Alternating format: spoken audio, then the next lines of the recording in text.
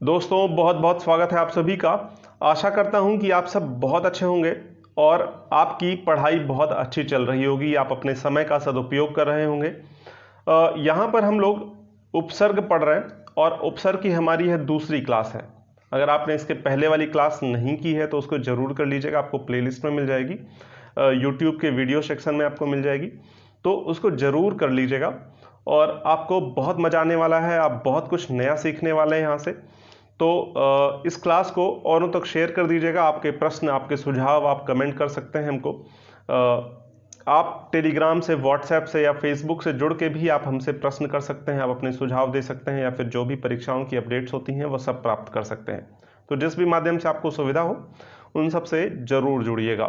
Telegram से खासकर जुड़िएगा, वहाँ से आपसे वहाँ पर आपको डेली क्विजेस भी होती हैं। आप वहाँ से उन सभी को हल करके अपनी परीक्षा की तैयारी और अच्छी कर सकते हैं और मजबूत कर सकते हैं। तो ज़रूर जुड़िए। पिछली क्लास में हम लोगों ने उपसर्ग के बारे में चर्चा किया था और बहुत डिटेल चर्चा की थी, जहाँ पर हम लोगों ने एक उपसर्ग भी अपना देख लिया था संस्कृत का। मैंने आपको बताया था कि 22 उपसर्ग होते हैं संस्कृत में। विद्वान कहीं कहीं 20 उपसर्ग भी कहते हैं, क्योंकि दुस और दुर विद्वानों ने एक ही उपसर्ग मान लिया, क्योंकि इसका अर्थ एक होता है। निस और निर को एक मान लिया विद्वानों ने, क्योंकि इसका भी अर्थ एक ही होता है। ठीक है ना। तो कुछ विद्वान 20 मानते हैं, लेकिन अगर माने मत की बात करें तो 22 उपसर्ग होंगे, क्योंकि दुर से और दुस से अलग अलग शब्दों का निर्माण होता है, निर से और निस से अलग अलग शब्दों का निर्माण होता है। तो इनसे अलग अलग शब्दों का निर्माण होता है, तो यह जो है अलग अलग उपसर्ग है। ठीक है ना। इसलिए 22 उपसर्ग माने जाते हैं संस्कृत में। तो इन सभी को एक एक करके हम देख रहे थे। उसी क्रम में हमने अपना एक उपसर्ग कंप्लीट कर लिया था, दुस उपसर्ग। ठीक है ना। मैंने आपको बताया भी था कि यहाँ पर संधि कौन सी होगी, यहाँ पर समास कौन सा होगा, या कौन से शब्द होंगे, तत्सम होंगे कि तद्भव, बहुत डिटेल में इन सब के बारे में चर्चा कर ली थी। तो आपको लग ही गया होगा कि हम उपसर्ग के साथ साथ संधि और समास भी कंप्लीट करते हुए चल रहे हैं, और तत्सम तत्भव जो शब्द आते हैं परीक्षाओं में आपके, वह भी यहाँ पर कंप्लीट करते हुए चल रहे हैं। तो हमारी चर्चा का जो क्षेत्र है वह सभी परीक्षाओं को ध्यान में रखकर है। ठीक है ना। चाहे वो आपकी कोई छोटी सी परीक्षा हो, चाहे वो बहुत बड़ी परीक्षा हो, सभी परीक्षाओं को हम लोग यहाँ पर ध्यान में रख के चर्चा कर रहे हैं। टीईटी से लेकर हम लोग टीजीटी पीजीटी तक की यहाँ पर चर्चा कर रहे हैं। ठीक है ना। तो साथ में बने रहिए, क्लास को औरों तक शेयर कर दीजिए। आप अपने प्रश्न को कमेंट में निसंकोच पूछ सकते हैं। ठीक है ना। और वहीं पर आपके समस्या का समाधान भी हो जाएगा। ठीक है ना। तो जरूर जुड़िए। आप चैनल को सब्सक्राइब कर लीजिए, बेल आइकन जरूर दबा दीजिएगा, जिससे आपको नोटिफिकेशन सभी क्लास की प्राप्त हो जाए। ठीक है। तो चलिए, हमने एक उपसर्ग कंप्लीट कर लिया। अब हमको दूसरे उपसर्ग के बारे में देखना है। वो क्या है? दुर उपसर्ग है। ठीक है ना। तो दुर उपसर्ग के बारे में हमको देखना है। तो सबसे पहले दुर का अर्थ हम लोग जान लेंगे। तो दुर का अर्थ होता है कठिन, दुरूह। ठीक है ना। मतलब जहां पर जो है पहुंचना कठिन हो। ठीक है ना। तो यह जो है दुर का अर्थ होता है कठिन, दुर का अर्थ होता है कम, दुर्बल जिसको कहते हैं। ठीक है ना। कम बल, जिसके पास कम बल हो उसको दुर्बल कहते हैं। ठीक है ना। इसका अर्थ होता है अभाव। ठीक है ना। और इसका और क्या अर्थ हो जाएगा? इसका अर्थ हो जाएगा बुरा, दुर्जन। दुर्जन मतलब क्या होगा? बुरा जन, जो व्यक्ति बुरा हो, जो जन बुरा हो। ठीक है ना। उसको दुर्जन कहते हैं। तो इसके इतने सारे अर्थ हो जाएंगे। यहां पर हल चिन्ह लगा लीजिएगा, यह हलंत है यहां पर। ठीक है ना। तो इसका अर्थ हमने देख लिया। अब इसमें संधि कौन सी होगी? इसमें विसर्ग संधि होगी, विसर्ग संधि। जहां पर भी आपको दुर उपसर्ग के साथ कोई भी शब्द दिख जाए और आपसे पूछ लिया जाए इसमें कौन सी संधि है, आपको तुरंत विसर्ग संधि बता देनी है। जब हम लोगों ने विसर्ग संधि पढ़ा था तो मैंने आपको बताया भी था यहां पर। ठीक है ना। देखिए, दुर या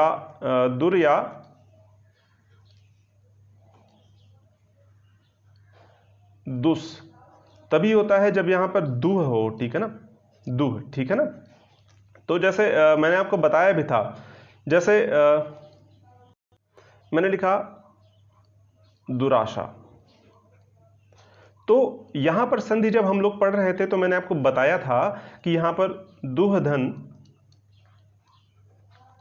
आशा, जब यहां पर छोटी ई की मात्रा हो, मैंने नियम याद करिए, मैंने संधि में आपको नियम बताया था, जब छोटी ई की मात्रा हो या फिर छोटा ऊ की मात्रा हो, ठीक है ना, तो मैंने आपको बताया था ना, और उसके बाद से कोई स्वर हो, तो यह जो छोटा ऊ या छोटी ई है, इसके बाद लगने वाला विसर्ग र में परिवर्तित हो जाता है, ठीक है ना।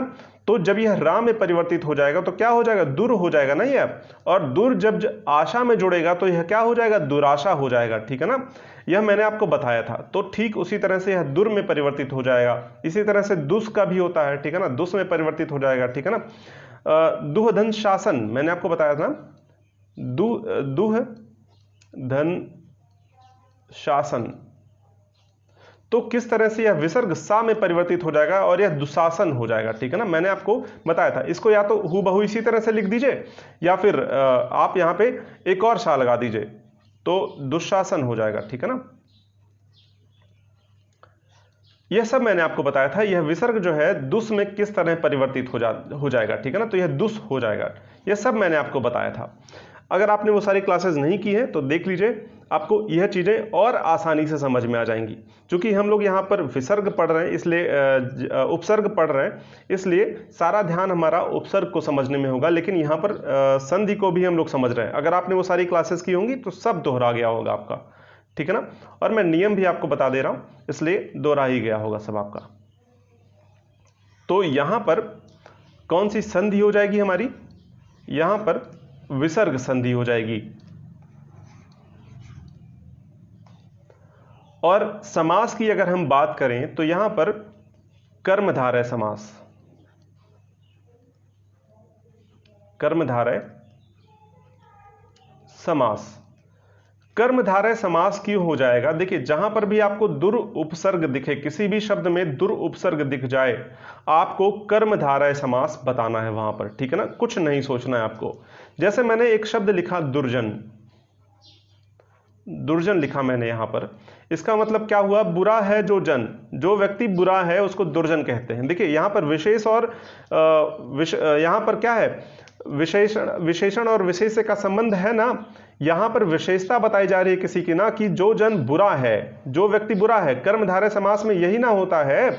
और कर्मधारय समास जब मैं आपको पढ़ा रहा था तो मैंने आपको बताया भी था, जहां पर भी उपसर्ग लगा हुआ दिख जाएगा आपको निसंकोच बता देना है कि यहां पर कर्मधारय समास है, ठीक है ना। समझ रहे हैं ना आप मैं क्या कह रहा हूं। तो वहां पर यहां पर देख रहे हैं दुर उपसर्ग लगा हुआ है, वैसे भी यहां पर कर्मधारय समास हो गया, लेकिन यहां पर विशेषता भी तो बताई जा रही है ना, विशेष्य का संबंध है ना, विशेषण और विशेष्य का संबंध है। तो यहां पर जिसकी विशेषता बताई जा रही, किसकी विशेषता बताई जा रही, जन की विशेषता बताई जा रही है। और क्या विशेषता बताई जा रही है, क्यों क्या बताई जा रही है, कि वह बुरा है, ठीक है ना। तो आप समझ रहे होंगे यहां पर कर्मधारय समास क्यों हो गया। आपको और डिटेल में कर्मधारय समास को देखना है तो आप प्लेलिस्ट में जाके उसको देख सकते हैं। मैं आपको यहां पर लिंक भी प्रोवाइड कर दूंगा डिस्क्रिप्शन में, ठीक है, तो वहां से उसको भी आप देख सकते हैं, ठीक है ना। तो यहां पर दुर्जन मैंने आपको उदाहरण से भी बता दिया। अब दुर उपसर्ग जहां पर भी होगा वहां पर कर्मधारय समास हो जाएगा।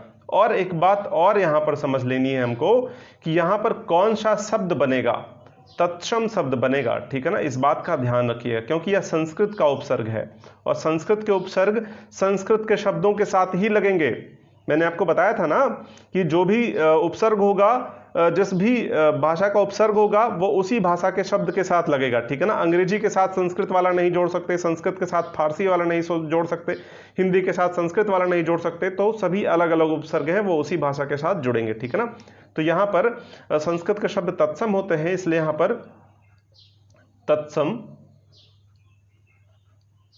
शब्द बनेगा, ठीक है ना, तत्सम शब्द का निर्माण होगा। तो यह आप आराम से समझ गए।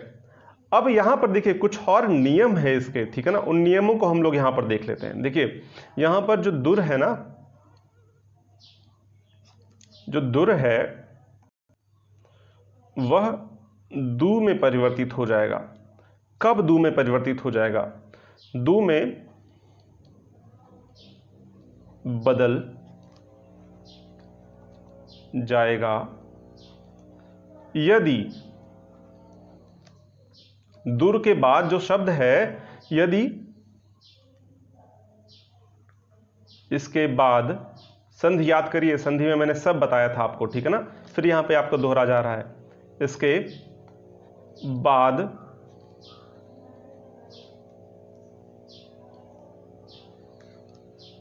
बाद का शब्द,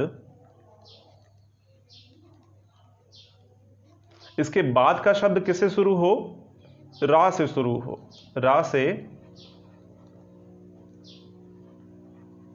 शुरू हो। उदाहरण से भी हम लोग इसको समझेंगे अभी, ठीक है। तो पहले हम लोग नियमों को लिख लेते हैं, ठीक है ना। शुरू हो, यह पहला नियम हमारा हो गया, ठीक है ना। अब देखिए दूसरा क्या नियम है, अगर रा से शुरू होता है कोई भी शब्द तो यह दू में परिवर्तित हो जाएगा, दुर जो है वह दू में बदल जाएगा, ठीक है ना। और देखिए अगर रा को छोड़कर किसी और से शुरू हो रहा होगा तो वह रेफ में परिवर्तित हो जाएगा, ठीक है ना। दुर रेफ, इसको रेफ बोलते हैं, जो ऊपर रा लगता है ना किसी भी शब्द के, उसको रेफ बोला जाता है, ठीक है ना। तो लिख लीजिए, रेफ में बदल जाएगा यदि इसके बाद का शब्द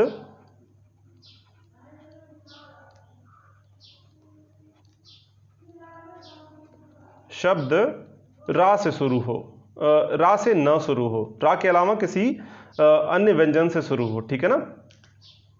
शब्द रा को छोड़कर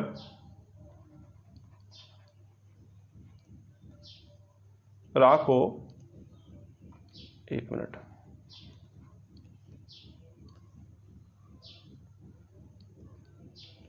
छोड़कर अन्य व्यंजन से शुरू हो, अन्य व्यंजन से शुरू हो। बात आपको आ रही समझ में मैं क्या कह रहा हूं। अब देखिए एक और नियम है, ठीक है ना, अगर स्वर से शुरू होगा, ठीक है ना, तो देखिए दुर जो है जब स्वर से शुरू होगा इसके बाद वाला शब्द ना, तो वो स्वर इस रा के साथ जुड़ जाएगा, ठीक है ना। स्वर से शुरू होने पर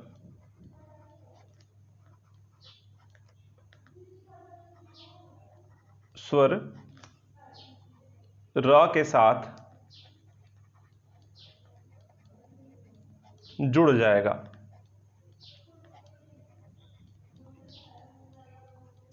ठीक है ना। अब जैसे उदाहरणों से इन तीनों को हम लोग यहां समझ लेते हैं, ठीक है ना। उदाहरण से आपको यह और अच्छे से समझ में आ जाएगा, ठीक है ना। तीनों के अलग अलग उदाहरण देख लेते हैं। जैसे मैंने आपको बताया कि यहां से अगर जैसे मैंने लिखा यहां पर देखिए दुर्जन, जैसे मैंने ऐसे लिखूं इसको, ठीक है ना, मैंने लिखा जन, यहां पर लिखा मैंने जन, और इस जन में जब मैंने दुर उपसर्ग जोड़ दिया, ठीक है ना, तो मैंने क्या बताया कि जब यह रा के अलावा कोई और व्यंजन होगा, अभी पीछे आप याद करिए, देखिए मैंने आप क्या बताया कि यह रेफ में बदल जाएगा, और रेफ में यह कब बदल जाएगा, रेफ में तब बदल जाएगा जब यह रा को छोड़कर कोई अन्य व्यंजन हो। जब रा को छोड़कर कोई अन्य व्यंजन होगा तो यह रेफ में परिवर्तित हो जाएगा, और यह क्या हो जाएगा, देखिए जा है ना, यह रा तो नहीं है, रा के अलावा और दूसरा व्यंजन है, तो क्या हो जाएगा यह दुर्जन, दुर्जन। देखिए अब यहां पर रा में परिवर्तित हो गया, ऊपर वाले रा में। नियम आपको याद आ गया ना।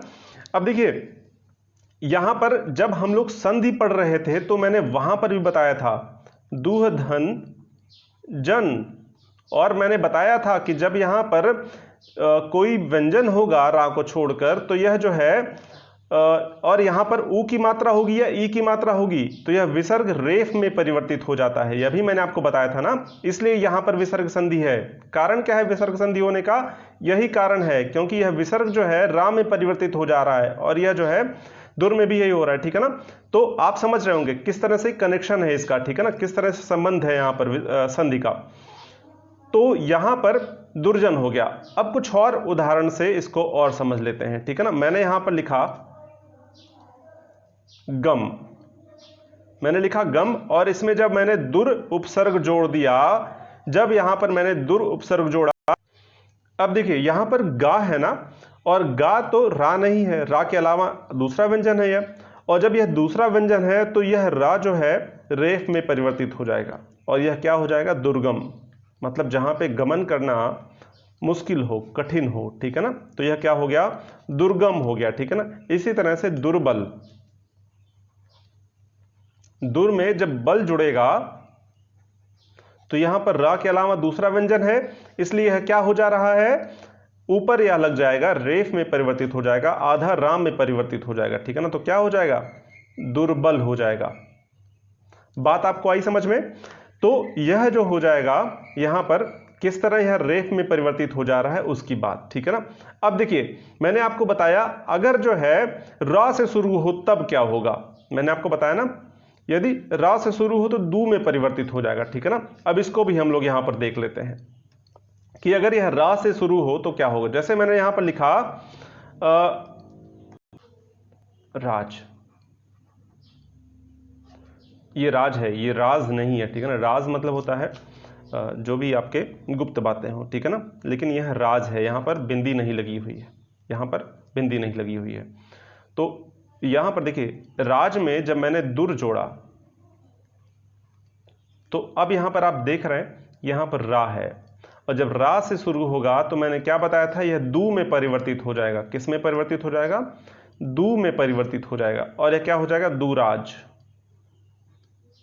मतलब एक होता है सुराज, एक होता है दुराज। सुराज का विलोम क्या हो जाएगा, दुराज, यानी जहां पर अच्छा राज हो उसको सुराज बोलेंगे, जहां पर बुरा राज हो उसको क्या बोलेंगे, हम दुराज बोलेंगे। इसी तरह से दुरोग, जो बुरा रोग हो, जो कठिन रोग हो, दुरोग, यहां पर दुर लग गया है रोग में।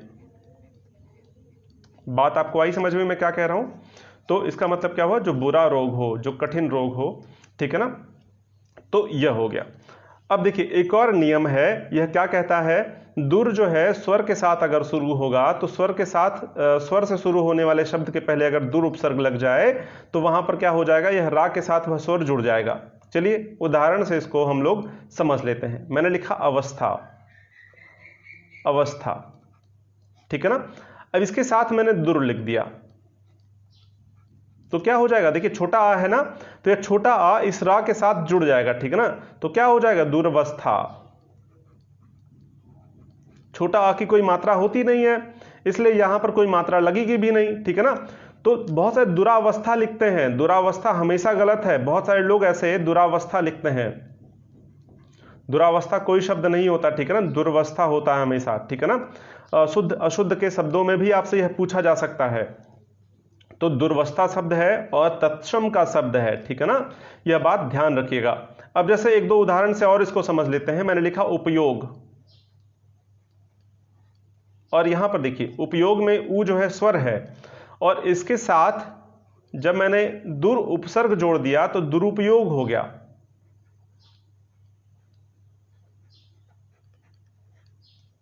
ठीक है ना। यहां पर दुरुपयोग, यहां पर रा के साथ ऊ जुड़ जाएगा तो दुरुपयोग हो जाएगा, ठीक है ना। यहां छोटा ऊ रहेगा, बड़ा ऊ, बहुत सारे लोग यहां पर बड़ा ऊ लगा देते हैं, वह भी गलत हो जाता है, ठीक है ना, दुरुपयोग लिख देते हैं। यह कोई शब्द नहीं है, ठीक है ना, शब्द सही कौन सा है, ये है, ठीक है ना। अब जैसे मैंने लिखा आशा, इसके साथ जब मैंने दुर लगाया तो देखिए यहां पर बड़ा आ है ना, तो यहां पर जब बड़ा आ है तो इस रा को यह आ की मात्रा में परिवर्तित कर, रा में आ की मात्रा लग जाएगी तो क्या हो जाएगा, दुराशा। अभी ना बताया आपको कि यहां पर जो स्वर है वह इस रा के साथ जुड़ जाएगा। तो यह कुछ शब्द हो गए जहां से हमने यह समझ लिया, ठीक है ना। जैसे मैंने लिखा आचार, इसके साथ मैंने दुर लगा दिया तो क्या हो जाएगा, दुराचार। बात समझ में आ रही ना आपको मैं क्या कह रहा हूं। तो यहां पर भरपूर उदाहरणों के साथ हमने इसको समझ लिया। कोई भी कसर हमने नहीं छोड़ी दुर उपसर्ग को समझने के लिए, ठीक है ना, और बहुत आसानी से समझ में आ भी गया होगा आपको। अब अगला जो है हमको निस उपसर्ग के बारे में देख लेना है, ठीक है ना। कौन सा उपसर्ग है हमारा? तीसरा उपसर्ग होगा निस उपसर्ग।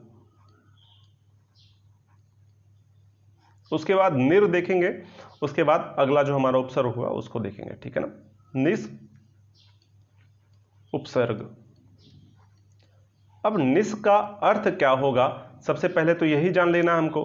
देखिए, निस का अर्थ होता है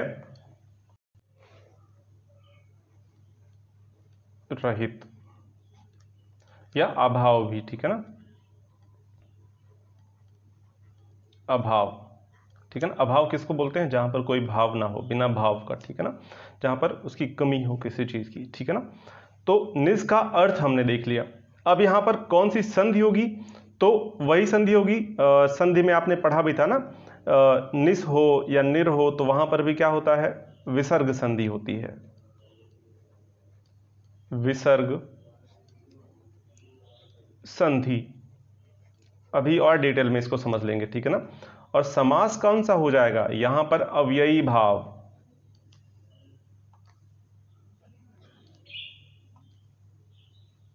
एक मिनट, व्ययी नहीं, अव्ययी, अव्ययी भाव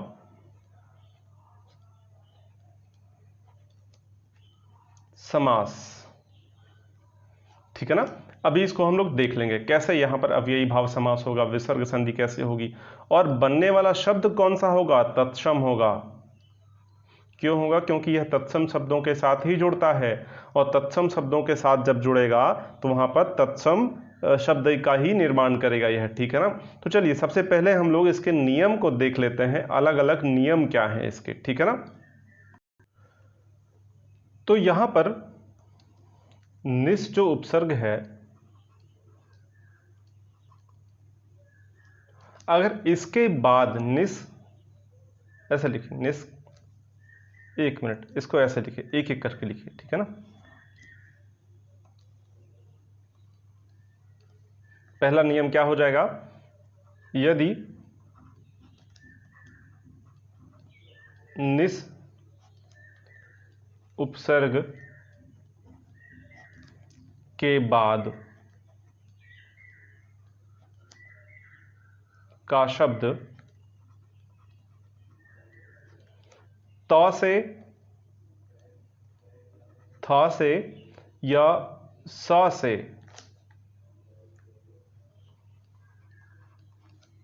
ऐसे त, थ या स से शुरू हो तो यह जो है इसमें कोई परिवर्तन नहीं होगा, तो निस ही रहेगा, ठीक है ना। पहला नियम है, अभी इसको उदाहरण से भी समझेंगे। और यदि निस उपसर्ग के बाद, उपसर्ग के बाद का शब्द च से, छ से या श से शुरू हो। याद करिए संधि का वह जो नियम था मैंने आपको बताया था, शुरू हो तो निश जो है किस में परिवर्तित हो जाएगा? निस, निश में परिवर्तित हो जाएगा, ठीक है ना। यहां जो छोटा सा है वह जो है किस में परिवर्तित हो जाएगा? तालव्य में, ठीक है ना। यहां दंतशा तालव्य में, निश में परिवर्तित हो जाएगा, परिवर्तित हो जाएगा। संधि के नियम में भी मैंने आपको ये सारी बातें बताई, ठीक है ना। अब देखिए, यदि जो है निश के बाद क हो, ख हो, प हो या फ हो, मैंने आपको और बताया था, ट और ठा भी बताया था, ठीक है ना, हो तो निश जो है किस में परिवर्तित हो जाएगा, निश में परिवर्तित हो जाएगा, ठीक है ना। यह जो है क्या हो जाएगा आपका तालव्य सा में मूर्धन्य सा में परिवर्तित हो जाएगा, यह जो है दंत सा जो है, ठीक है ना। बात आपको आई समझ में। आपको सारे नियम संधि के याद आ गए होंगे अब, जो भी मैंने आपको वहां पर बताया था, ठीक है ना। तो यह जो है इसके नियम है, और यही ठीक नियम मैंने दुस और दुर के लिए भी आपको बताया था, ठीक है ना। क्योंकि छोटी ई की मात्रा और छोटा ऊ की मात्रा, यहां पर निस में देखिए निस में यहां पर क्या है, यहां पर छोटी की मात्रा है ना, और यहां पर दुर में क्या है, छोटा ऊ की मात्रा है। दुस या दुर में छोटा ऊ की मात्रा यहां पर है, और मैंने क्या बताया था आपको, दुह हो या निह हो, इन दोनों के लिए यही लगभग नियम होते हैं, ठीक है ना। संधि में यह सारी चीजें मैंने आपको बताई थी, अब दोहरा भी गई आपकी, ठीक है ना। तो ये नियम हो गए निस के लिए। अब इससे बनने वाले जो शब्द होंगे उसको हम लोग यहां पर एक बार देख लेते हैं, ठीक है ना। तो अब देखिए यहां पर विसर्ग संधि होगा, यह तो आपको समझ में आ गया होगा। अव्ययी भाव समास कैसे है इसको समझ लेते हैं, ठीक है ना। जहां पर अव्ययी हो जाते हो शब्द, उनका लिंग काल वचन का पर कोई असर ना पड़ता हो, ठीक है ना। जहां पर ऐसा हो रहा होगा वहीं तो अव्ययी भाव समास होगा, और जहां पर उपसर्गों का प्रयोग हो रहा होगा, जहां पर भी उपसर्ग दिखेंगे जिस भी समास में, वहां आप बता देते हैं कि अव्ययी भाव समास है। ये ट्रिक मैंने आपको बताई थी समास में। तो देखिए जैसे मैंने एक शब्द लिखा निस्तेज, मैंने तेज लिखा, मैंने लिखा तेज। अब मैंने यहां पर निस उपसर्ग लगा दिया, मैंने यहां पर निस उपसर्ग लगा दिया, तो यह क्या हो जाएगा। अब देखिए यहां पर नियम में क्या बताया मैंने आपको, यहां देखिए त था या सा से शुरू होगा, ठीक है ना। तो यहां पर कोई भी परिवर्तन नहीं होगा, यह निस ही रहेगा, ठीक है ना। तो निस ही रहेगा। अब देखिए शब्द में यहां त से शुरू हो रहा है, तो क्या इसमें कोई परिवर्तन आएगा, बिल्कुल नहीं आएगा। तो यह क्या हो जाएगा, निस्तेज हो जाएगा। क्या हो जाएगा, निस्तेज। और निस्तेज ऐसे ही लिखा जाता है, ठीक है ना। कई बार बहुत लोग अशुद्ध लिखते हैं निस्तेज को, ठीक है ना। तो यह जो है इसका जो है क्या हो जाएगा, यहां पर निस्तेज हो जाएगा, ठीक है ना। अब जैसे मैंने एक और शब्द लिखा यहां पर शुल्क, मैंने लिखा यहां पर शुल्क। अब देखिए मैंने यहां पर निस उपसर्ग लगा दिया, तो अब देखिए निस उपसर्ग लगाने से क्या हो जाएगा। यह देखिए यहां पर बहुत सारे लोग निःशुल्क भी लिखते हैं, ठीक है ना। निःशुल्क, यहां निह प्लस शुल्क यहां लिखते हैं, निह धन शुल्क लिखते हैं, वो भी सही है, लेकिन ज्यादा शुद्ध कौन सा है इस पर भी हम लोग बात कर लेंगे, ठीक है ना। तो देखिए निस के साथ शुल्क लगाने पर मैंने आपको अभी पीछे बताया कि जहां पर भी च छ या यहां पर आपका तालव्य सा होगा, वहां पर क्या हो जाता है, निश में परिवर्तित हो जाता है। देख रहे हैं ना आप नियम, और इस नियम के हिसाब से यहां पर तालव्य सा है, तो यह किस में परिवर्तित हो जाएगा, तालव्य सा में परिवर्तित हो जाएगा, और यह क्या हो जाएगा, निःशुल्क। निःशुल्क को लिखने का सही तरीका यही है, सही ढंग यही है, लेकिन बहुत सारे लोग इस तरह से लिखते हैं, यह बहुत ज्यादा शुद्ध नहीं है, ठीक है ना। आप जब भी लिखें तो इस तरह से लिखें, यह बहुत ज्यादा सही तरीका नहीं है लिखने का। कारण क्या है सही तरीका ना लिखने का, संधि में भी मैंने आपको यह बात बताई थी। इसका कारण यह है कि देखिए जब भी आप संधि करते हैं तो कोई ना कोई परिवर्तन होना बहुत जरूरी है, संधि में परिवर्तन होना बहुत जरूरी है। और यहां पर बहुत सारे विद्वान क्या कहते हैं, निह में शुल्क लगा देने से, यानी कि अगर वहां पर तालव्य सा से शुरू हो रहा हो तो वहां पर कोई भी परिवर्तन ना करो तो भी चलेगा। लोग यही कहते हैं, बहुत सारे विद्वान ये कहते हैं। अरे भाई जब वहां पर कोई परिवर्तन ही नहीं हुआ तो वो संधि कैसे हुई। संधि में बहुत जरूरी है ना कि परिवर्तन हो, समास थोड़े ना है कि उठा के उसी तरह शब्दों को हम रख जोड़ देंगे, या फिर शब्दों का संयोग थोड़े ना है। संयोग और संधि में अंतर होता है ना, मैंने आपको बताया था, तो आपको समझ में आ गया होगा। संयोग हूबहू ऐसे जोड़ देते हैं आप शब्दों को, ठीक है ना, लेकिन संधि में आप जब जोड़ते हैं तो कुछ परिवर्तन होता है, ठीक है ना। जहां पर देखिए दो चट्टानों की संधि हुई, दो चट्टान जब आपस में जुड़ते हैं तो बहुत कुछ बदलता है, एक नए पर्वत का निर्माण होता है, कहीं ज्वालामुखी का निर्माण होता है, कहीं कुछ बनता है, कहीं कुछ होता है, ठीक है ना। जब किसी भी चीज की संधि होती है तो वहां पर क्या होगा, जब देखिए दो ट्रेन के डब्बों की संधि हुई तो एक ट्रेन लंबी सी ट्रेन बन जाती है, ठीक है ना।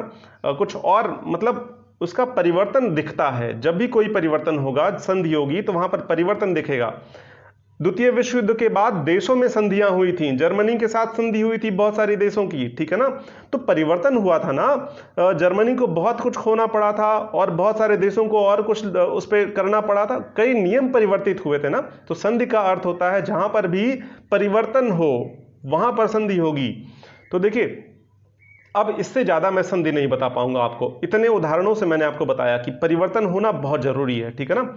तो देखिए, अब यहां पर अब इसी तरह समझ लीजिए, जब दो राजाओं के बीच में संधि होती थी तो वहां पर क्या होता था, एक राजा उस राजा को कुछ देता था और वो राजा उस राजा को कुछ देता था, दोनों में किसी प्रकार की एक संधि होती थी, ठीक है ना। तो आपस में कुछ खोना पाना होता था उनके बीच में, ठीक है ना, परिवर्तन होता था उनके बीच में, सामान्य व्यवहार उस तरह नहीं होता था जैसे पहले रहा हो, ठीक है ना। तो ऐसे परिवर्तन होते हैं जब संधियां होती हैं, ठीक है ना। तो यहां निह में जब शुल्क का संधि होगा तो यह जो है परिवर्तित हो जाएगा और यह बड़ा शाह में परिवर्तित हो जाएगा, यानी कि तालव्य शाह में परिवर्तित हो जाएगा। तो यह निःशुल्क हो जाएगा। बहुत सारे विद्वान कहते हैं नहीं नहीं, कोई परिवर्तन मत करो, हूबहू ऐसे लिख दो। ये गलत है, ऐसे नहीं लिखा जाना चाहिए, ये अशुद्ध शब्द होते हैं, ठीक है ना। खैर, बहुत सारे विद्वान सही मानते हैं तो सही भी है, आपको बहुत सारी पुस्तकों में यह लिखा हुआ मिल जाएगा, लेकिन ज्यादा सही जो है वह कौन सा होगा, यही होगा, ठीक है ना, निःशुल्क। अब देखिए, बहुत ज़्यादा चर्चा कर ली हम लोगों ने इस एक शब्द पर और कई चीज़ें समझ में भी आ गई होंगी। देखिए, अब यहां पर एक और शब्द मैं लिखता हूं, काम। अब जब काम के साथ मैंने निश लिखा तो यहां पर क्या हो जाएगा, यहां देखिए, क हो, खा हो, पा हो, फा हो, टा हो, ठा हो, तो यह जो दंत शाह है आपके मूर्धन्य शाह में परिवर्तित हो जाएगा। अभी बताया ना पीछे नियम भाई, अरे देखिए यहां पर कहां मैंने बताया, यहां पर बताया, देखिए ये नियम अभी मैंने आपको बताया। तो यहां पर क्या हो जाएगा, निष्काम हो जाएगा, निष्काम, ठीक है ना। अब देखिए यहां पर यह किस में परिवर्तित हो गया, मूर्धन्य शाह में परिवर्तित हो जाएगा। मैंने कपट लिख दिया, अब देखिए कपट में भी यही होगा, निष्कपट। निष के साथ जब यह कपट जुड़ेगा तो यह क्या हो जाएगा, निष्कपट, ठीक है। तो आपको बात समझ में आ गई हो मैं क्या कह रहा हूं। अब चलिए एक दो उदाहरण से और इसको देख लें। वैसे भरपूर उदाहरण मैंने आपको दे दिया, मैंने लिखा छल, अब छल में मैंने निस जोड़ दिया तो क्या हो जाएगा, यहां पर देखिए, चा हो, छा हो या शा हो, मैंने अभी पीछे बताया ना, चा, छा या शा, यह तीनों होगा तो यह शाह में परिवर्तित हो जाएगा, ठीक है ना। यह आपका तालव्य शाह में परिवर्तित हो जाएगा। तो यहां शाह किस में परिवर्तित हो गया, तालव्य शाह में। अब लिखिए इसको, निश्चल, और चल भी इसी तरह से, इसमें निश लगा दीजिए। इसमें जब आप निश लिखेंगे तो क्या हो जाएगा, निश्चल हो जाएगा। सिंपल सी बात है, साधारण सी बात है, आपको अब समझ में आ गया होगा, ठीक है ना। अब देखिए यहां पर एक शब्द लिखता हूं, फल। अब इसके साथ निस मैंने लिख दिया तो क्या हो जाएगा, निष्फल। यह क्या हो गया, निष्फल हो गया। यहां पे ये जो है मूर्धन्य शाह में क्यों परिवर्तित हो गया, क्योंकि मैंने आपको बताया प, फ, क, ख, ट, ठ, ये सब जो होगा तो क्या हो जाएगा, यह शाह में परिवर्तित हो जाएगा, मूर्धन्य शाह में परिवर्तित हो जाएगा, ठीक है ना। मैंने लिखा पाप, अब इसमें निश लगा दिया तो निष्पाप हो जाएगा, सीधी सी बात, प, फ से शुरू होगा तो यह जो है मूर्धन्य शाह में परिवर्तित हो गया, तो निष्पाप। बात आपको आई समझ में मैं क्या कह रहा हूं। अब देखिए यहां पर आपने समझ लिया कि यह जो है किस तरह से परिवर्तित हो गया और उपसर्ग किस तरह से यहां पर हो रहा है, ठीक है ना। अब देखिए यहां पर संधि भी, संधि में विसर्ग संधि में ठीक यही हूबहू नियम लगते हैं, इसलिए यहां पर विसर्ग संधि होगी। बात आपको समझ में आई ना। तो निहपाप, इसको निहपाप भी लिखा जा सकता है, इसका विसर्ग करिए, इसको इसका संधि करिए आप। चलिए एक मिनट मैं आपको फिर से थोड़ा और डिटेल में बताता हूं। मैंने यहां पर लिखा निष्पाप। अब देखिए मैंने आपसे पूछ लिया कि यहां पर इसका संधि विच्छेद करिए, इसका संधि विच्छेद करिए, तो आपको संधि का नियम याद होगा।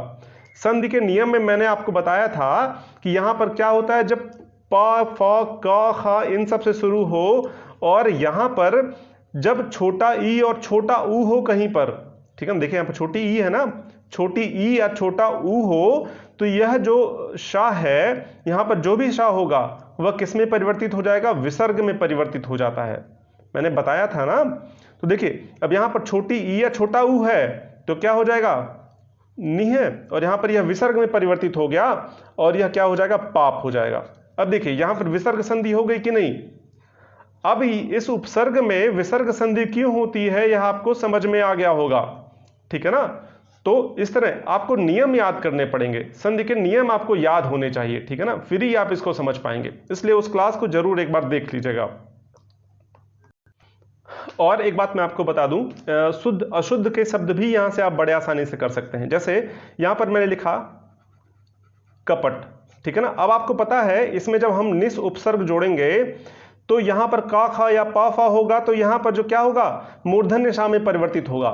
लेकिन कई बार कंफ्यूज करने के लिए, आपको भ्रमित करने के लिए जो परीक्षा में आपके ऐसे लिख दिया जाएगा, अशुद्ध शब्द छांटिए, और आप वहां पर नहीं छांट पाते, ऐसे निष्कपट। अगर आपने इसको पढ़ा है और आपको समझ में आता है कि यहां पर का है और यहां पर जो है ना पर छोटी की मात्रा है, तो यहां पर जरूर विसर्ग संधि रही होगी, और यहां पर विसर्ग संधि रही होगी तो यहां पर मूर्धन्य सा हो जाएगा, दंत सा कभी नहीं होगा। यह आपको अपने आप, अगर आपको शुद्ध अशुद्ध के शब्द नहीं पता है कैसे लिखे गए हैं, नियम याद है, तब भी आप इसको कर ले जाएंगे अब, ठीक है ना। तो निष्कपट ऐसे नहीं लिखा जाएगा ना, क्योंकि यहां का है तो यह किसमें, तालव्य सा में परिवर्तित, मूर्धन्य सा में परिवर्तित होगा ना, निष्कपट हो जाएगा। बात आपको आई समझ में। परीक्षा में ऐसे भी प्रश्न पूछे जाते हैं कई बार आपसे कि निम्नलिखित में से अशुद्ध कौन सा है, निम्नलिखित में से जो है निस उपसर्ग का सही उपयोग कहां पर हुआ है, कहां पर नहीं हुआ है, ऐसे 4 विकल्प आपको दे दिया, ठीक है ना। एक दे दिया मान लिया निष्पाप दे दिया, और दूसरा आपको निष्कपट दे दिया, और तीसरा आपको मान लेते हैं दे दिया ऐसे लिख दिया निस्तेज। चलिए यही 3 आपको मैंने दे दिया और पूछ लिया कहां पर निस उपसर्ग का सही प्रयोग नहीं हुआ है। तो यहां पर तो निष्पाप में हुआ है, क्योंकि यहां पर पा है और यहां पर आपका मूर्धन्य सा लग गया है, ठीक है। अब यहां पर भी देखिए, यहां पर भी मूर्धन्य सा लग गया और यहां का है, लेकिन यहां ता है ना, और ता के साथ यह थोड़े ना वो ता था के साथ ता होगा और था होगा, तो कोई परिवर्तन नहीं होगा निस में, यहां पर छोटा सा रह जाएगा, ठीक है ना, यहां पे दंत सा रह जाएगा, इसलिए यहां पर गलत प्रयोग हुआ था। आप ऐसे बड़े आराम से पकड़ लेंगे। आपको समझ में आ रही ना मैं क्या कह रहा हूं। तो यह बहुत आसान है समझना, बस दिमाग खोल के आप प्रश्नों को समझिए, बस देखिए क्या कह रहा है प्रश्न, ठीक है ना।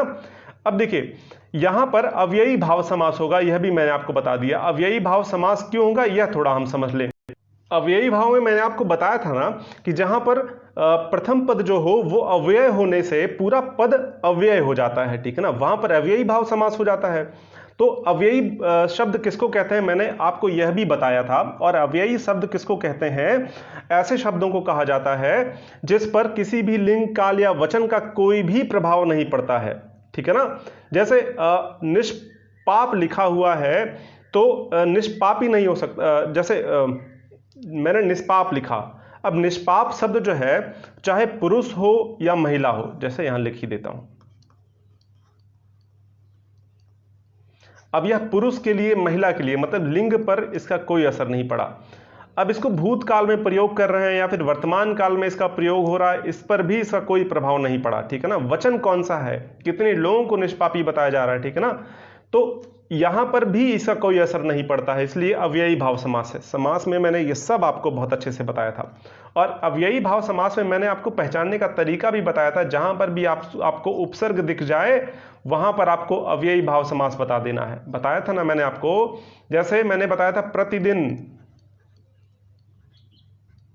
ठीक है ना, यहां पर प्रति उपसर्ग लग गया है ना, तो और दिन के साथ लगा हुआ है, तो यह जो है अव्ययी भाव, मैं उदाहरण से आपको बस रिकॉल करवा रहा हूं, ठीक है ना।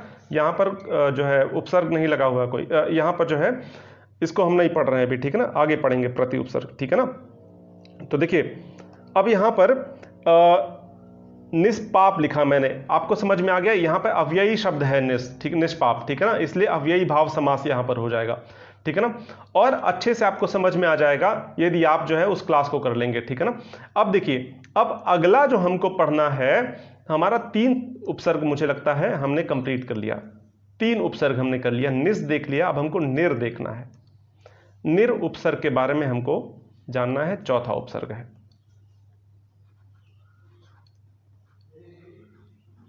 निर। इसका भी अर्थ वही होता है, इसी वजह से विद्वान कहते हैं निस और निर एक ही उपसर्ग होना चाहिए, ठीक है ना। इसका भी अर्थ क्या होता है, अभाव, अभाव, ठीक है ना, या अभाव कह लीजिए या तो कमी कह लीजिए, ठीक है ना, या फिर इसको रहित कह दीजिए या कमी कह दीजिए, ठीक है ना, इसके बिना। तो जैसे निर्बल लिखा, यानी बल से रहित, जिसके पास बल ना हो, ठीक है ना, निर्बल, यहां पर निर उपसर्ग लग गया है। अब यहां पर भी तत्सम होगा, तत्सम शब्द ही बनेंगे, ठीक है ना। और यहां पर कौन सा समास हो जाएगा, अव्ययी भाव समास, अव्ययी भाव समास। और संधि कौन सी हो जाएगी, विसर्ग संधि। अगर आपको यह क्लास अच्छी लग रही हो और हमारा प्रयास आपको अच्छा लग रहा हो तो जरूर इसको औरों तक शेयर करिएगा, विसर्ग संधि। और जो भी प्रश्न हो आप कमेंट बॉक्स में पूछ लीजिए, टेलीग्राम पे जुड़िए, वहां से पूछ लीजिए। प्रश्न पूछने में आप पीछे मत हटिएगा, ठीक है ना, प्रश्न पूछते रहिए। प्रश्न पूछना ही सीखने का पहला कदम है, ठीक है ना। जब आप प्रश्न करते हैं तभी आप सीख पाते हैं ठीक ठीक।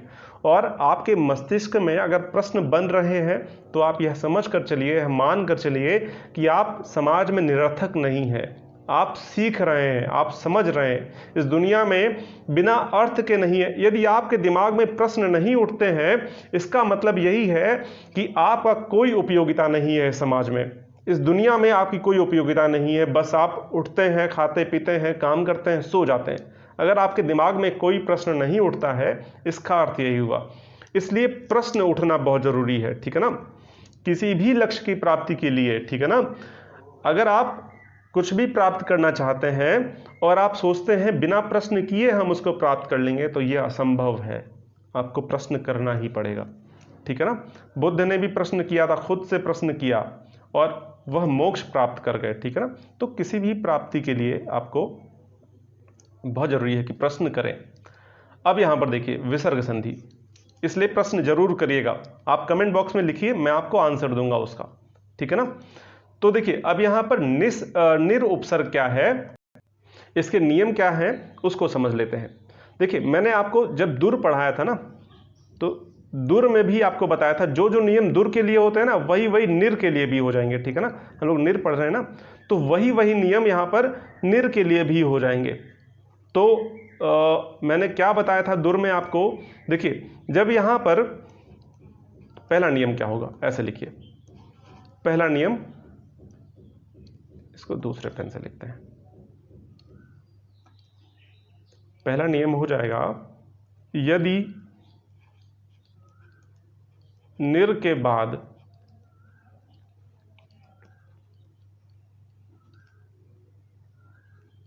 शुरू होने वाला शब्द, शुरू होने वाला शब्द रा से शुरू हो, रा से शुरू हो, तो निर का क्या हो जाएगा, निर का नी हो जाएगा। याद करिए दुर के लिए भी यही होता था, हो जाता है। दुर के लिए क्या होता, दू हो जाता था वहां पर, यहां पर दू है ना, छोटा हुआ, यहां पर दू हो जाएगा, यह रा हट जाता था, ठीक है ना। जैसे दुरोग, मैंने बताया दुरोग, रा से शुरू होगा तो दुरोग, ठीक है ना। इसी तरह से निर के साथ भी होगा, ठीक है ना। अब दूसरा नियम क्या कहता है, दूसरा नियम कहता है यदि रा को छोड़कर, रा को छोड़कर अन्य व्यंजन अन्य व्यंजन हो तो रेफ में परिवर्तित हो जाएगा, ठीक है ना। तो रेफ में परिवर्तित हो जाएगा। कौन? निर में जो रा है, ठीक है ना, परिवर्तित हो जाता है, ठीक है ना। अब देखिए यहां पर जब मैंने पूरा नहीं लिखा, इसको अपनी भाषा में भी आप लिख सकते हैं। यदि आपको यही समझ में आ रहा तो यही आप लिख लीजिएगा, ठीक है ना। तो देखिए यहां पर रा जो है किस में परिवर्तित हो जाएगा, यह वाला। अगर रा से शुरू हो रहा है, इसके बाद वाला जो शब्द है वह रा से शुरू हो रहा होगा, तो यह रा रेफ में परिवर्तित हो जाएगा, ठीक है ना। अब देखिए अब अगला नियम हमारा क्या है, और यदि क्या हो, स्वर से शुरू हो।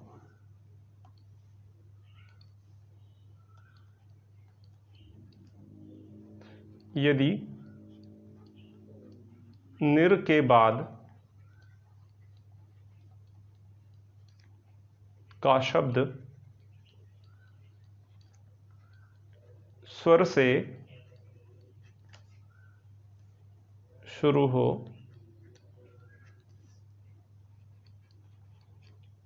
तो क्या हो जाएगा, र के साथ वही स्वर जुड़ जाता है। हो तो र के साथ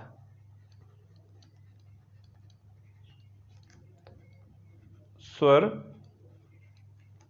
जुड़ जाता है।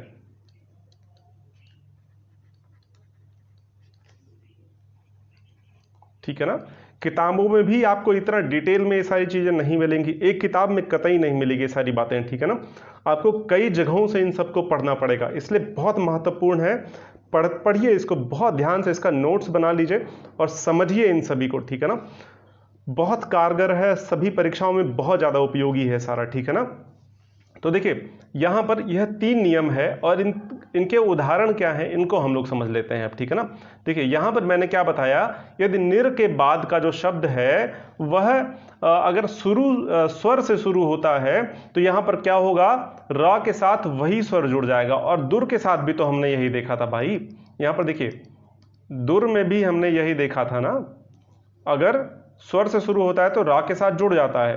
तो यही दुर के जो नियम है वो निर के साथ आ जाते हैं, और दुस के जो नियम है वह दुर के साथ आ जाते हैं, निर के साथ, निस के साथ आ जाते हैं, ठीक है ना। बात आपको आई समझ में, इसलिए इन चारों को एक साथ हमने देख लिया यहां पर, ठीक है ना। यही कारण था कि दुर से शुरू किया और निर तक हमने इन चारों को आज खत्म कर लिया, ठीक है ना। तो देखिए यहां पर अब इसके कुछ उदाहरण हम लोग देख लेते हैं। मैंने यहां पर लिखा,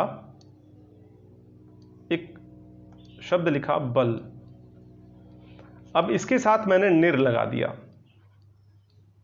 यहां पर मैंने लिख दिया निर, उसके साथ लिख दिया मैंने बल। अब देखिए यहां पर रा से नहीं शुरू हुआ है ना, और जब रा से नहीं शुरू होगा तो वह जो है आधा रा में परिवर्तित हो जाएगा, ठीक है ना। यहां पर जब आधा रा में परिवर्तित हो जाएगा तो आधा रा कहां जाता है, ऊपर जाता है ना, तो यह ऊपर चला जाएगा, तो क्या हो जाएगा, निर्बल, यानी कि बिना बल के, यानी बल रहित जो हो, ठीक है ना। मैंने लिखा रोग, ठीक है ना। अब देखिए यहां पर जब निर मैंने उपसर्ग लगाया तो क्या हो जाएगा, यह निरोग। यहां पर निर जो है रा से शुरू होने पर क्या होगा, बड़ी ई में, नी में बदल जाएगा। देखिए यहां पर नी हो जाता है, ठीक है ना, मैंने बताया ना अभी आपको। तो देखिए अब यह क्या हो जाएगा, निरोग। बहुत सारे जगहों पर आपको निरोग लोग लिखते हुए दिख जाएंगे, यह पूर्णतः गलत शब्द है, यह कोई शब्द नहीं है, ठीक है ना। निरोग होता है, ठीक है ना, निरोग। कई जगहों पे आपको बीमार ऐसे शब्द मिल जाएंगे, ठीक है ना। तो यह कोई शब्द नहीं है, ठीक है ना। बीमार होता है, बड़ी की मात्रा होती है यहां पर, बीमार। इसी तरह से बहुत सारे शुद्ध अशुद्ध के शब्द होते हैं जो आपकी परीक्षा में पूछे जाते हैं और आप वहां पे भ्रमित होकर गलत कराते हैं, ठीक है ना। तो वो अलग बात है, ठीक है ना। जो जहां तक यहां पर हर क्लास की एक सीमा होती है उतना ही समझा जा सकता है जितना उस टॉपिक से संबंधित हो, ठीक है ना। जैसे यहां निरोग हो गया। अब जैसे मैंने लिखा, एक शब्द लिखा मैंने, अपराध। यहां पर मैंने निर लिख दिया, तो क्या हो जाएगा, निर उपसर्ग लगाने से मैंने क्या बताया था, यहां पर अगर स्वर है और स्वर के पहले अगर निर लिखा हुआ है तो यह र इस स्वर के साथ जुड़ जाएगा, तो क्या हो जाएगा, यह निरपराध। अब देखिए यहां पर भी आपको निरापराध नहीं होगा, यहां पर बहुत सारे लोग रा पे आ की मात्रा लगा देते हैं, वो गलत हो जाता है, निरापराध ही होगा, ठीक है ना। बात आपको समझ में आ रही। मैंने लिखा जैसे अभिमान, अभिमान, और इसके साथ मैंने निर उपसर्ग लिख दिया, तो निरभिमान। क्या हो जाएगा यह,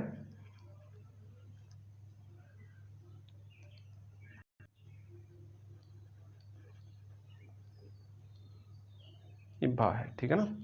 तो यह जो है कुछ शब्द हो गए जो हमको ध्यान में रखना था, ठीक है ना। जैसे मैंने एक शब्द और लिखा दय, अब इसमें मैंने निर उपसर्ग लगा दिया, तो क्या हो जाएगा, निर्दय।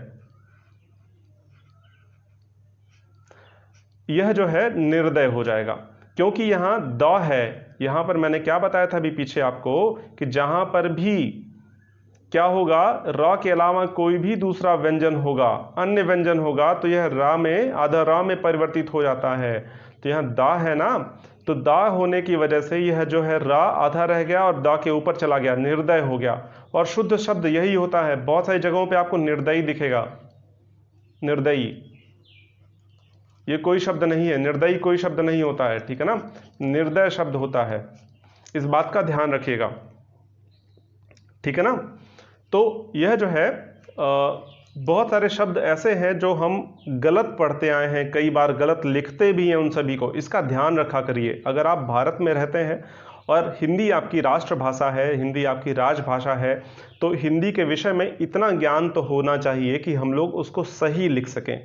यदि आपको किसी भी शब्द के बारे में ऐसा हो कि आप उसके साथ भ्रमित हों कि कैसे लिखा जाए, तो आप निसंकोच पूछिए, आप अपने बड़ों से, अपने गुरुओं से, अपने हिंदी के विद्वानों से उन शब्दों के बारे में पूछिए और जानिए कि क्या ऐसे लिखे जाते हैं ये शब्द। जैसे बहुत सारे लोगों को मैंने देखा है श्रृंगार लिखते हुए, वो श्रृंगार इस तरह से लिख देते हैं, ये पूर्णतः गलत है, इस तरह से श्रृंगार नहीं लिखा जाता है। देखिए बड़ा शाह ये है, उसमें श्री री की मात्रा यहां लगाते हैं और ऊपर बिंदी कार, इस तरह से लिखेंगे। सारे लोग क्या करते हैं ना, यहां पर भी रा लगा देते हैं। अरे भाई यहां पर रा लिखने का मतलब श्रीरिंगार, री का और रा का भी उच्चारण आपको करना होगा साथ में। आपने शाह तो लिख दिया, चलिए मैंने यहां पर शाह लिख दिया, अब इसमें री लगाना है हमको, तो यहां पर आपको रा लिखने की क्या आवश्यकता है, यहां पे इसका अर्थ हो गया रा, ठीक है ना। जैसे श्री लिखते हैं ना आप, तो श्री यहां पर शाह में रा लिखते हैं, आधा शाह के साथ पूरा रा, यहां पर शाह है आधा और रा है पूरा, ठीक है ना, तब ये श्रा होता है, श्रा ऐसे बनता है, ठीक है ना। तो आप जब श्रृंगार लिखेंगे तो यहां पर देखिए, अगर आपने ऐसे लिखा तो इसका मतलब क्या हुआ, सा में रा है, सा के साथ पूरा रा है और फिर री की मात्रा आपने जोड़ दी, तो उसका उच्चारण तो गलत हो जाएगा भाई। तो सही जो श्रृंगार लिखने का सलीका है, तरीका है, वह क्या है, मैं बताता हूं, ऐसे लिखा जाता है। तो हमेशा शुद्ध शब्दों का आप जो है शुद्ध लिखा करिए हमेशा, ठीक है ना। श्रृंगार इस तरह से लिखा जाता है, श्रृंखला वो भी इसी तरह से लिखा जाएगा, ठीक है ना। यहां पर आप एक्स्ट्रा रा मत लगाइए उसके साथ, रा यहां लगने का अर्थ हुआ एक और रा लग गया, वो पूरा रा, आधा रा भी नहीं, पूरा रा लग गया वहां पर, ठीक है ना। तो ऐसे कुछ शब्द हैं जो गलत हम लोग पढ़ते आए हैं, कई बार गलत लिख भी देते हैं, तो उनसे बचा करिए। अब चलिए हम लोग आते हैं अपने टॉपिक पर। यहां पर जैसे मैंने लिखा नय, अब इसके साथ निर उपसर्ग मैंने लिख दिया, तो क्या हो जाएगा यहां पर निर्णय।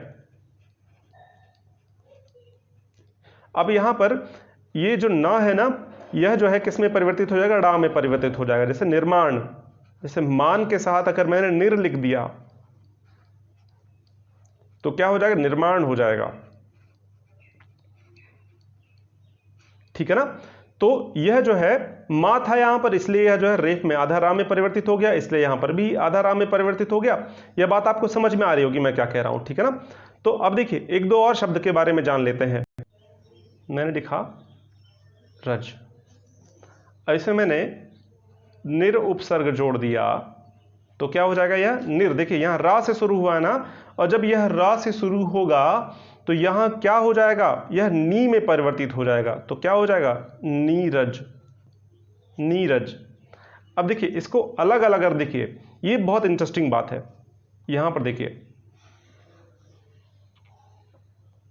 नीरज शब्द के बारे में थोड़ी सी बात कर लें। यहां पर निर्धन रज, रज मतलब होता है धूल के कण, ठीक है ना, मिट्टी धूल, ठीक है ना, रज तो मिट्टी जिसको कहते हैं कीचड़। देखिए निर्रज यानी कि बिना रज के, जहां पर धूल मिट्टी ना हो उसको हम निर्रज बोलेंगे, ठीक है ना। अगर इसका आप संधि जो है अलग अलग इसको इस तरह देखेंगे तो इसका अर्थ यह हो जाएगा, ठीक है ना। अब देखिए अगर इसकी और बात करें तो नीर धन ज, ठीक है ना। अब देखिए यहां पर ज प्रत्यय लग जाने से क्या हुआ है, नीर में ज प्रत्यय लग जाने से ये नीर ज हो गया। नीर में जिसका जन्म हुआ हो अर्थात कौन, कमल, ठीक है ना। यहां पर देखिए प्रत्यय अगर जा लगाते हैं तो यह कमल इसका अर्थ हो जाता है, और यहां पर निर उपसर्ग लगा दें तो इसका अर्थ हो जाएगा जिसमें जो कीचड़, जहां पर कीचड़ ना हो यानी कीचड़ रहित, मिट्टी रहित, ठीक है ना। अब देखिए अब यहां पर मैंने लिख दिया, अगर इसकी हम जो है इसका संधि करें नीह धन रज, ठीक है ना, इसकी संधि इस तरह से हो जाएगी, ठीक है ना। इसकी संधि क्या हो जाएगी, इस तरह हो जाएगी निह धन रज। और अगर इसमें प्रत्यय की बात करेंगे तो निर्धन ज हो जाएगा, रज हो जाएगा, ठीक है ना। और इसमें उपसर्ग की बात करेंगे तो क्या हो जाएगा, निर हो जाएगा उपसर्ग और उसमें रज लग गया है, और प्रत्यय की बात करेंगे तो नीर में ज लग गया है, ठीक है ना। इस बात का भी ध्यान रखिएगा यहां पर। तो यहां पर अगर आपसे संधि पूछ ले नीरज की तो निह धन रज। अगर इसमें प्रत्यय पूछ ले तो देखिए यहां पर प्रत्यय अगर पूछ ले तो प्रत्यय क्या हो जाएगा, नीर धन जा, यहां पर जा प्रत्यय है। और उपसर्ग पूछ ले तो क्या हो जाएगा, निर्धन रज, ठीक है ना। यहां पर निर जो है क्या हो गया, यहां पर उपसर्ग हो गया इसका, ठीक है ना। निर मतलब रहित, रज मतलब धूल मिट्टी, ठीक है ना, यानी रज से रहित। इसका क्या अर्थ हो जाएगा, नीर ज यानी नीर में जिसका जन्म हुआ हो, पानी में जिसका जन्म हुआ हो अर्थात कौन, कौन, कमल, ठीक है ना। और निह धन रज जिसका संधि हो जाएगा। तो इन बातों का भी विशेष ध्यान रखना है आपको, ठीक है ना। तो आज की क्लास में बस इतना ही। बहुत विस्तार में, बहुत डीप जाके हम लोगों ने चर्चा की है। बहुत कुछ नया आपको सीखने को मिला होगा। थोड़ी सी बोरियत जरूर महसूस हुई होगी, लेकिन बहुत कुछ नया सीख पाए होंगे आप यहाँ पर, ठीक है ना। अगर आपको इंटरेस्ट है, आपको हिंदी से प्रेम है, तो बिल्कुल भी आपको यहाँ पर बोरियत नहीं महसूस हुई होगी। इसको आप समझ पाए होंगे, सीख पाए होंगे, मज़ा भी आ रहा होगा आपको, ठीक है ना। तो साथ में बने रहिए, बेल आइकन दबा दीजिए, औरों को भी ये क्लास शेयर कर दीजिएगा, और अपने प्रश्न निसंकोच कमेंट बॉक्स में पूछ लीजिएगा। बहुत बहुत शुक्रिया। पढ़ते रहिए, मुस्कुराते रहिए। जय हिंद।